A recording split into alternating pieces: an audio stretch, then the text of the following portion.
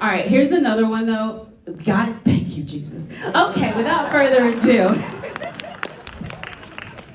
I'm sorry, I'm not a stand-up comedian. I'm a lowly writer just trying to make it. So without further ado, let me call up to the stage. As Duncan Weatherburn, we have Mark Ruffalo.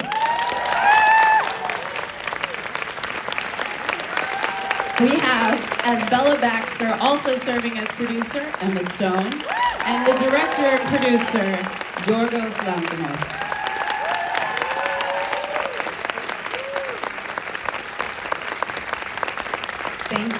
Thank you. I'm very happy to see y'all no more than right now. Oh my gosh, thank you. I'm so happy to see you. I'm so glad y'all stuck around too. Yorgos, I'm gonna start with you, sir. First of all, congratulations on this incredible, breathtaking, and epic film. I'd like you to talk about your journey with this film because it was one that you had been trying to make for a very long time. And I know for any director, when you finally get the opportunity to make it, it makes it an even more special moment. So I would love for you to talk about your journey with Poor Things from when you first came across the novel to what we saw on screen. Yeah, so I read the novel around 2010, 2011, and I was blown away. I looked to see if it was already made into a film because it didn't make sense that it wouldn't have been made. But I saw that it wasn't, and I immediately contacted Alistair Gray that I went up to Glasgow and met, and got his blessing in order to adapt it. But then it was a very, very long journey in order to get there. Initially it was, rejected by everyone. But I kept it in my mind, whenever I had an opportunity to be pushing for it, I did, and finally we're here after these years. I'm so glad that we are here because again, it was incredible. Emma, I got to see the film at Venice, and I didn't get to tell you this then, but man, that is just absolutely outstanding. I cannot speak enough to your performance. In my headcanon, I have visions of you and Rachel and Olivia playing around on the set of The Favorite, and then one day when you maybe have like rabbit's blood across your face, Yorgos pulls your dress and says, "Hey, here's this book," and just sort of slips it to you. And that was sort of the ethos of this project. I love that idea. I know it probably wasn't, but I'd love to know how that happened. And she's like, "Nah, sis." But then also, what made you want to not only star in it, but also sign on as producer? So we after we made The Favorite, we made that at the beginning of 2017, and he and I had dinner, and I think I was just asking him what he was thinking about doing next, and there were multiple things that he was thinking about, and one of them was Poor Things, and he sort of told me the premise of the book, and I immediately was like, "That's great, like when do we start?" He wasn't pitching it to me, so it was just sort of but I think, we had gotten to know each other we had met a couple of years before The Favorite, and so we had gotten to know each other a bit, and then working together was so wonderful, and I knew I really, really wanted to get the chance to work with him again if I could, and then the combination of this story and this character and him was just, so beyond exciting to me. So we actually talked about it for a while before I even read a draft of the script, like a couple of years. And in that process, he was telling me about, how it was coming together. I read it, and then we were talking about all the different departments and what it would look like and what it would feel like, the cast, all of that. And, I think actually you asked me to be a producer before that, but he asked me to be a producer at a certain point. And from then we were just, every facet we would discuss, and it was amazing, and it really felt, it was wonderful to feel that kind of, I think it would have been this way either way because of our relationship, but just in title alone, it's really nice to have that kind of agency and that ability to sort of, express yourself in many circumstances. But again, I mean, even if I hadn't been a producer, I think it would have felt like that because of our, you know, the way we discuss everything. I think for actors, especially ones like yourself and Mark, who've been well established in the industry and done a ton of things already in your career, at a certain point, you're really looking for new experiences and experiences that are unique to certain projects or certain filmmakers. Obviously, working with Yorgos again was part of it, but what would you say was a unique aspect of this filmmaking process that you become sort of precious about in sort of hindsight? Because again, the rapturous sort of reception at Venice, winning top awards. I mean, this is something that you've had before, but I do have to feel with this film, it is like a unique experience.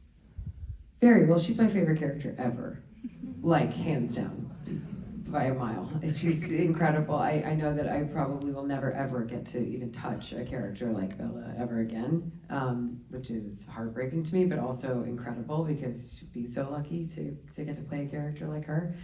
And so that is precious to me. Bella is precious to me.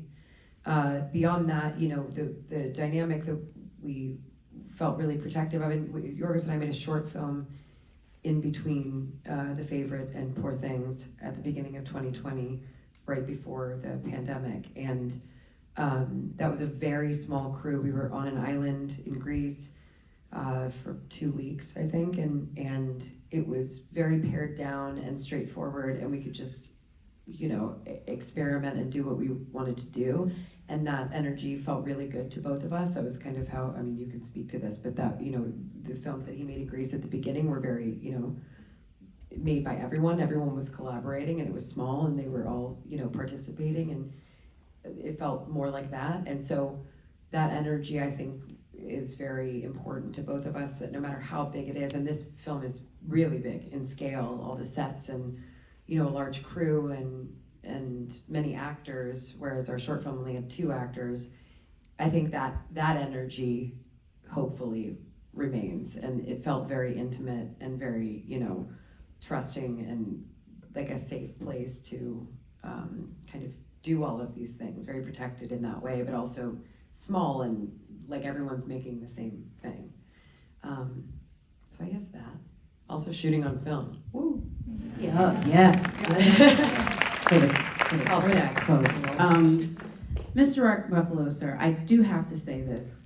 You were so awful in this. Like, just bad. Straight up bad. Toxic. And I've gotten to interview you a couple of times, and I've never struck any aspect of this. Sorry, you got your mic right? Okay, good.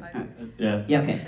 I've never seen any of those colors. So I would love for you to talk about your journey to playing this foppish, villainous character, because it's brilliant, but I never would have seen that in you. I would have seen you be a serial killer before this guy.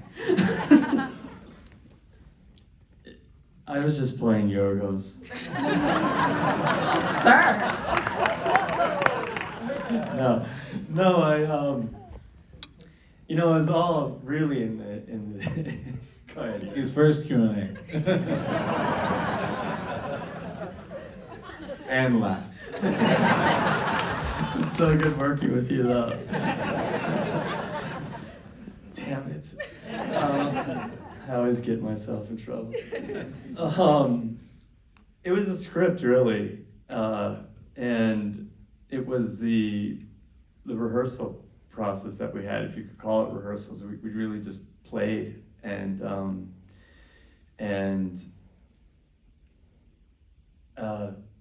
pushed it out as far as we could, and so this character's, I mean, because of the way it's written, started to say a lot about who he was and maybe how he behaved in the world. And as we played and played, he started to come out more and more, and it scared the hell out of me. I mean, I kind of feel like I tried to talk Yorgos out of casting me. Multiple times. And then I think I even almost fired myself at one point.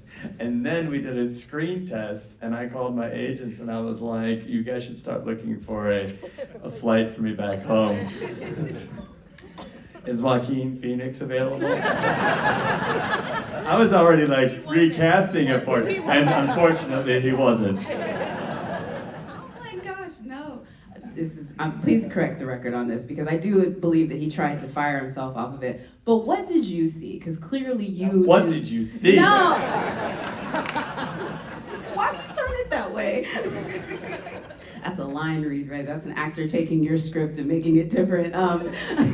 What did you see that you knew that Mark could bring to this character? Because there's a toxicity to him, but there's I don't even know what you call it, an ignorance and like a guilelessness to him as well in certain aspects. Like Bella instructs him. I don't know. What was it about Mark? Or maybe you just saw the evil in him. I don't know. I'm trying to make this softer. I don't think he's evil. He's Trump, not Mark, the character. Yeah. Mark is evil. I'm sorry, Searchlight. Never I'll asked. never do another role for you again. This is. Oh. Has gone to shit. Yeah. Anyway, so sorry. What did I see? I mean, he's. I didn't know that he would, reach that point, that height of whatever that is. But I just wanted to work with him, and it felt like a good opportunity, and I like the fact that you cannot see any of that in him, and I think that kind of, despite the fact that the character is despicable or whatever, or could be much more one-dimensional, I think Mark's presence and the way he is kind of contradicts that, and that enriches the character in many ways. Yeah, thank you. That's the nicest thing you've ever said about it. Okay, we're back. Emma, I would like to bring it to you a little bit on this one, because I was speaking to an actor recently who talked about commanding their emotions, and actors like yourself, Oscar-nominated actors like you and Mark, understand that idea of there's an emotional range you can summon pretty quickly. This character, I think, challenges all of that, because no matter where you try to summon her, within a few pages, she's someplace else. Talk about how much of that you were able to sort of command within Bella from like personal experiences, and maybe if not that, what devices you use to get into those parts of her experience that were less tangible. The ideas as far as like her literally being an 8-year-old in certain moments in her mind, or like again, what did you use? Was it devices? Was it sort of reaching back to your own catalog? I took your broken mic. Okay. It was, first, when it comes to her age, it was very important to both of us in talking about it that none of it was literal, that we, as the stages sort of as we moved through the different stages, that we weren't putting a certain number on where she is, because she grows so rapidly, and because it is, believe it or not based on a true story. Is that actually is like a metaphor? No matter what, I know it feels very realistic.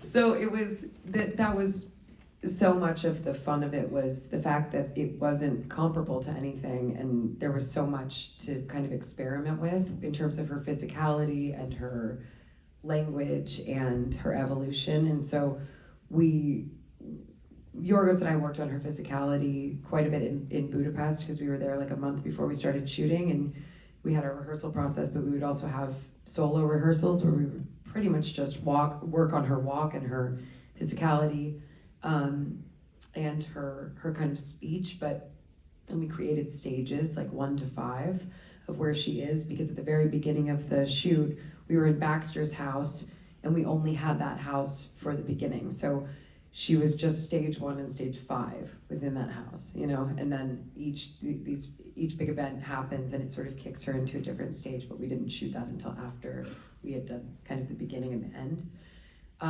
So that was extremely helpful to have that. And then in terms of what I was pulling from or something, I think in any other job that I've done, or to call this a job is crazy, but any other, like, this does not feel like a job, this is like a joy.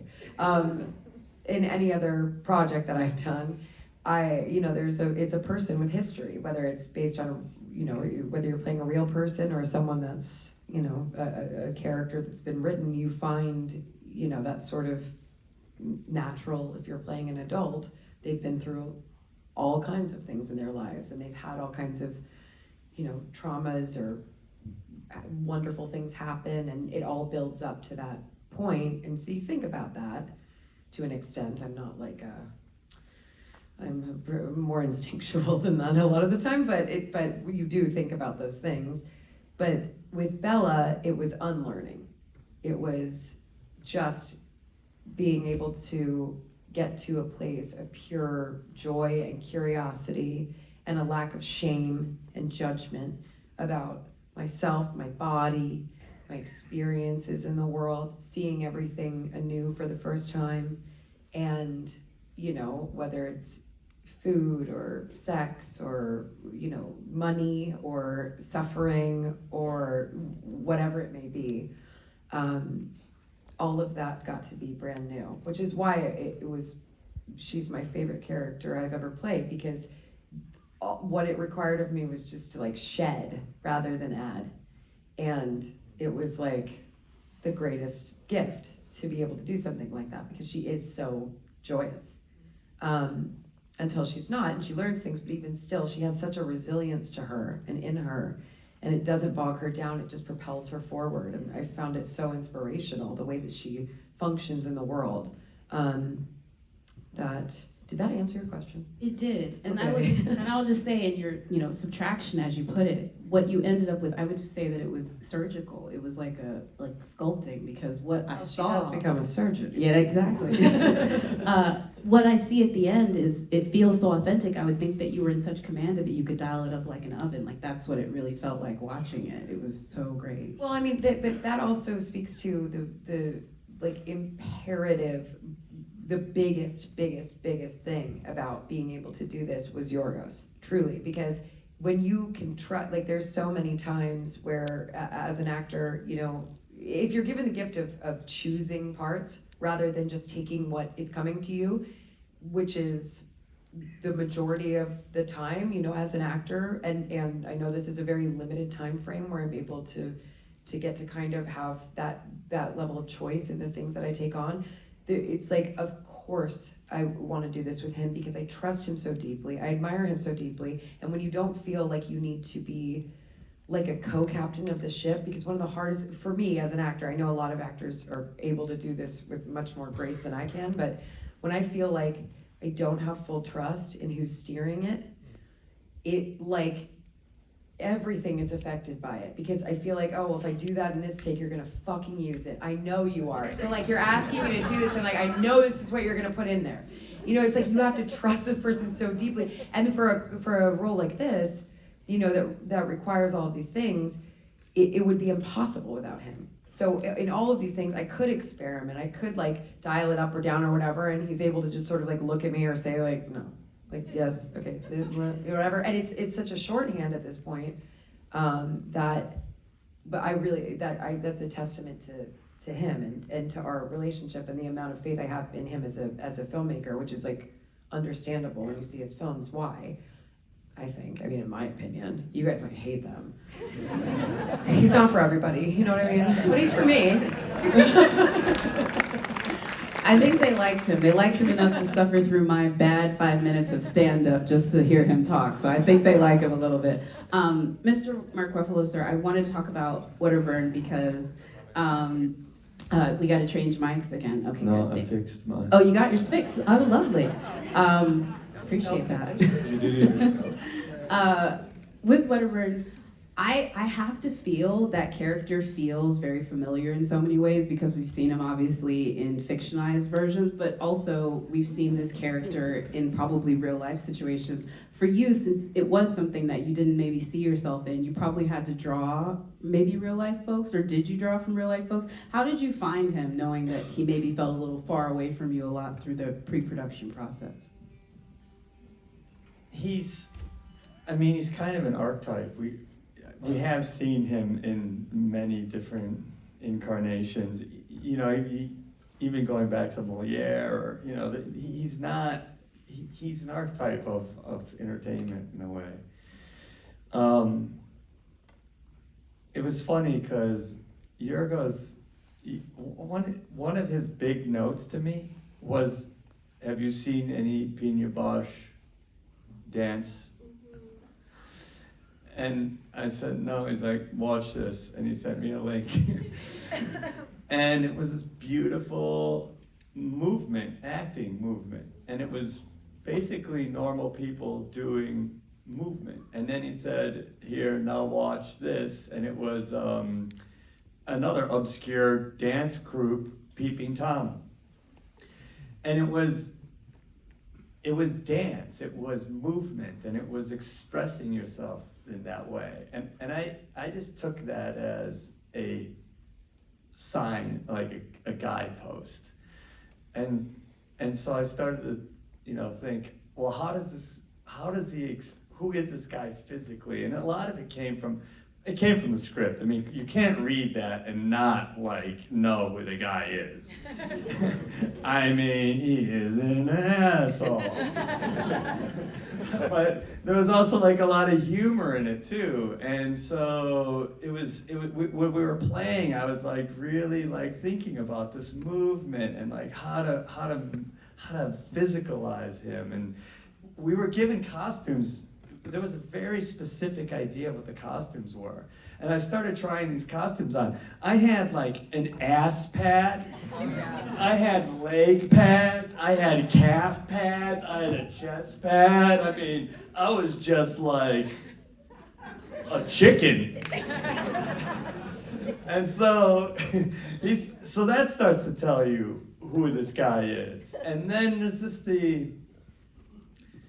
there's all these English cads. There's this whole tradition of the English cad, and so I was thinking of those guys too and how they acted, and it sort of came together that way. You're a lovely rake. I will say that you're a lovely rake. Yeah. I'm gonna throw it to the audience next, but Yorgos, I want to make sure I'd be bad if I didn't say this because there's so much incredible camera work in this. Also, shout out to the costume designer, Waddingham. Waddington, sorry, I always get that wrong. Sorry, I got that wrong. But she's an incredible costume designer. She has an exhibit coming up pretty soon here in LA, so you guys should check that one out. But I want to talk about the color story within the film, where you sort of journeyed through, and if you could talk about where you and your DP saw the color telling the story of Bella as much as the costumes and everything that the folks were doing on screen. So, yeah, I mean, I guess when we start, we have certain ideas, but most of the time we don't really know what we're doing. I mean, there's, research and scripts and rehearsals and all that, but you all the time need to keep, figuring it out and follow the reality of it, see how it's shaping up and follow that. So, and it's the same, that's how we work with, Robbie as well. We have certain rules for each film, we come up with some rules and then we do tests and then we look at them and then, we change things. And, the world was obviously very designed and we took a long time to do that. The production design team was the first to come on board, and it was actually before the pandemic, so we had the time to stop and then look at things again and progress even further. And with Robbie, when we started testing various film stocks, and I had this idea of doing some flashbacks in black and white, and we started testing black and white stock. We saw it and it was so beautiful that I said how can we shoot some more of that? Why is it so little? And then I started thinking about the first part of the story that, she's kind of trapped in that house and she hasn't been outside yet. And so I just thought that maybe it would be interesting to do, the first part of the story before she starts her journey in black and white. So that kind of changed, to the surprise of the production design team that has spent a lot of time, figuring out the colors of the house. But we see them in the end when she returns. That was my pitch to them. I go don't worry, we'll see it both in black and white and in color in the end. So it's richer that way.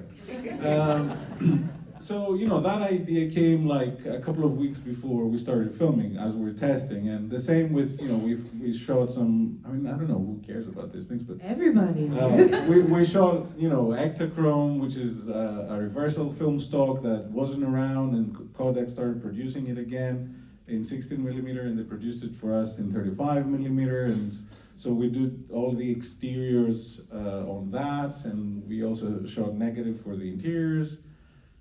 So we were looking at these tests, and we were like refining, where we're going, and we're saying, okay, where should we use this? Where should we use that? And the same with, the camera and the lenses. And, you develop a language, and then you learn it as you go. I think you become better and better each week in order to be more precise and do, less things, concentrate on what you actually need. And I think, that continues during the editing process. Like you throw stuff away, and you make it as if you knew what you were doing. Like you structure it and you present it in a way that looks, confident and precise, and at least I hope it looks like that.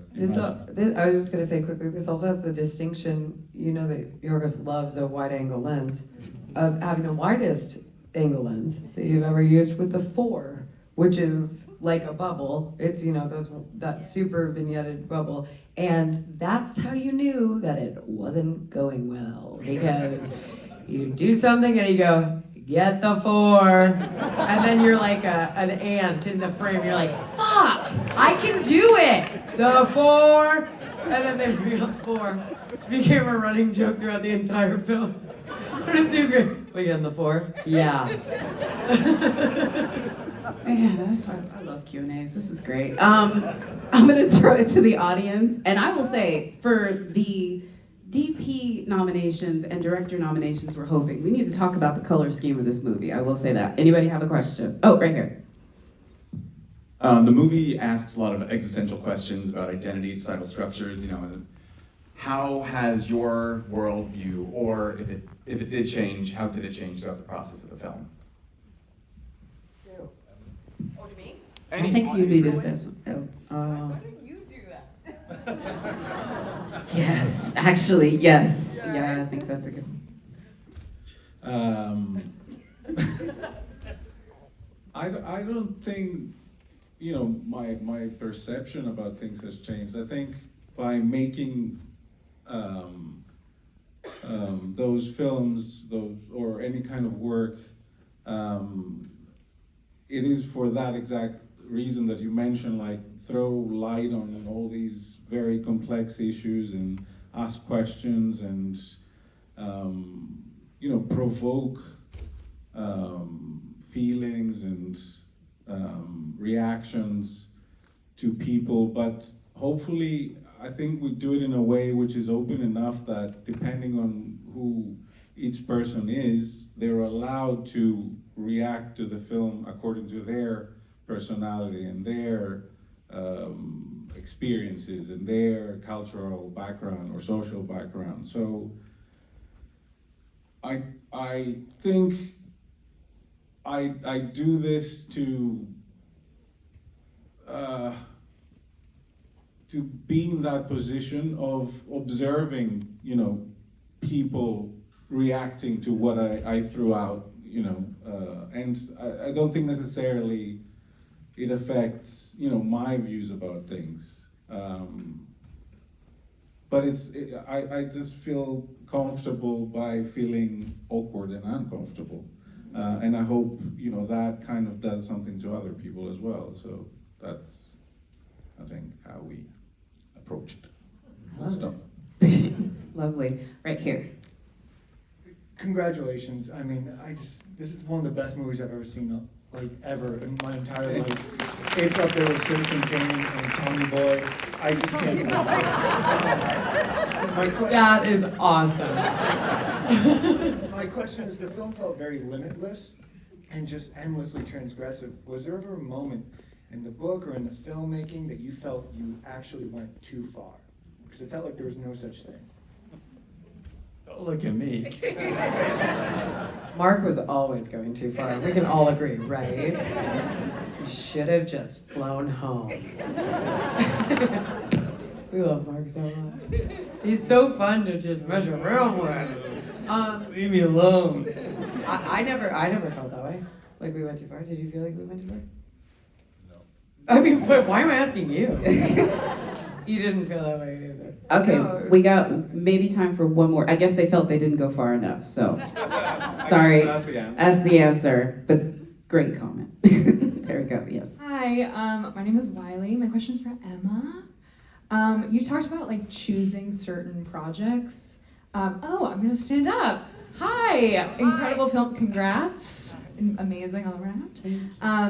Emma, I know you were a producer on this, and an actor and a producer on The Curse, which also just came out, which is also very wonderfully bizarre. I was wondering, yeah, literally so good. What specifically do you look for in projects that you also want to produce that you're also acting in? That's a newer thing. Thank you for that question. That's newer over the past couple of years. I moved to here when I was 15 and started auditioning for things when I was 15. So it's been now 20 years, which is really surreal, that I've been sort of working or things have gone on. And I think as time has gone on, it was sort of what I was talking about before with the, as an actor, I've been in circumstances where I don't feel like I really get to, like what, and I definitely do not have like these incredible opinions that everyone's got to hear. We got to do what I'm talking about at all. But the best thing about producing is the kind of ability to hopefully help bring people together. Like that's one thing that I really love about that is like find people that are really wonderful to work together and that you trust. I think that's something that Yorgos does as a director and a producer as well. You know, for his department heads, he puts a lot of faith, and in his cast, he puts a lot of faith in that what these people are doing is they're there for a reason. And I think that that's a really beautiful part of getting to have that sort of voice as a producer, is to say like, I really feel strongly that this person would be a good addition to this, and that you can sort of create the environment a little bit more. And you're not just sort of left to like whatever is happening or other people are deciding. It's been a really great process in that way. But then you also, I learned, have to watch like a million cuts of things and do notes. And that sucks. There's all this other stuff they don't tell you about. Whoa. But that's also good because you learn that in any job, there's the reason that you do it, which is mostly that you love it. If you're in a creative profession, hopefully you're in it because you love it. And then you start to do it professionally and you're like, a lot of this sucks. But it's so worth it because of the part that's so amazing, you know? And so that's what I've learned about producing. I love that. And on that, Tommy Lee Jones and Men in Black, it's worth it. We're gonna end the Q&A. I wanna thank all of you for watching. I wanna thank Yorgos, Mark, and Emma for being here. And remind all of you the film is available for voting in all categories. Thank you.